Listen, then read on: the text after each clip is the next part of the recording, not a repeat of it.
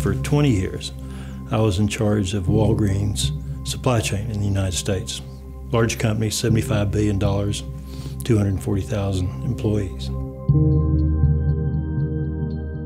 We were building a new center that was going to be the most advanced center of its kind in the world. And we believed that we could change it, tweak it in such a way that would enable a large group of people with disabilities to work just as effectively. And that was our plan. But we also know that we're a business, not a charity, so we weren't going to lower any of our standards or lower the bar. We were going to raise the bar. So we were going to have people with disabilities, without disabilities, doing the same job, earning the same pay, held to the same standards side by side, because that was what was required by the business. And we started off like that. And we found out it worked better than we ever thought. That 1 out of 3 people that we were going to hire became, that 30% became almost 40%. And these became the most productive centers in the history of our company. We studied hundreds of thousands of hours of operating data. People with disabilities perform as well or better. They work safer, have better retention, less absenteeism. This is an idea that works. And we also found out it wasn't about the automation. We spread it across all 20 of our centers. In less than 4 years, 12% of our workforce are people with disabilities who would not otherwise have a chance.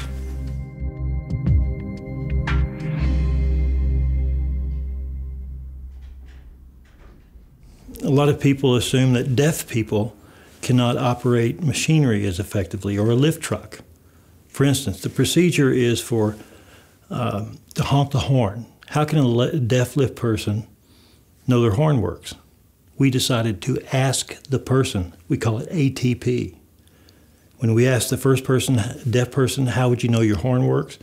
I put my hand on the top of it, push the button, I can feel it. The second person we asked, how do you know your horn works?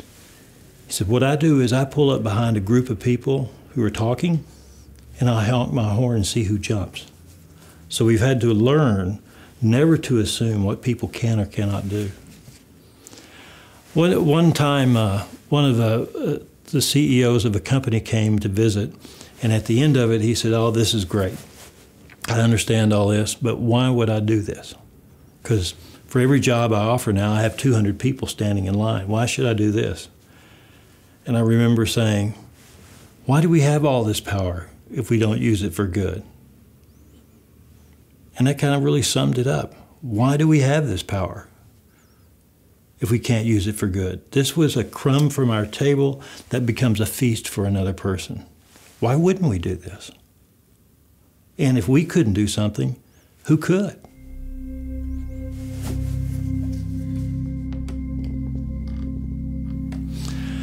We found out our son, Austin, had autism probably around age 3. He was delayed in speaking.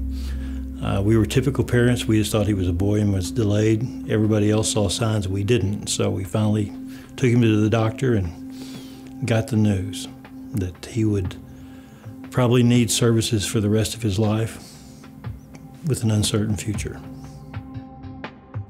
Well, as I watched my son grow up, I realized that he had surprised me all along the way. He did things we never thought he would do. And that we learned not to ever underestimate him. Although he did things differently, he surprised us all along the way. And when it came to time to think about the possibility of a job, that was the dream. But knowing that getting a job would be very difficult for people like him. They don't interview well, they may not get through the application process, they may not learn the way we're used to teaching. And most people really believe that people with disabilities can't do the job.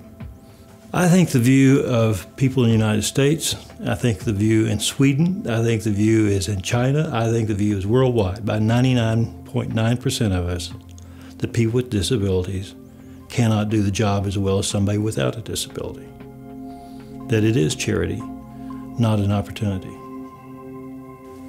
For those who decide to do this, if you decide to do it, people will come out of the woodwork to help you, to make you successful. And whether it's successful or not, you will look back on this as the best work of your life. But there are thousands of people you don't even know about, who will come to your aid to make this a success, and will move heaven and earth to make it successful. You will not be alone. Perfect. Great, thank you. It was easy. Let's have a coffee and a roll. Okay.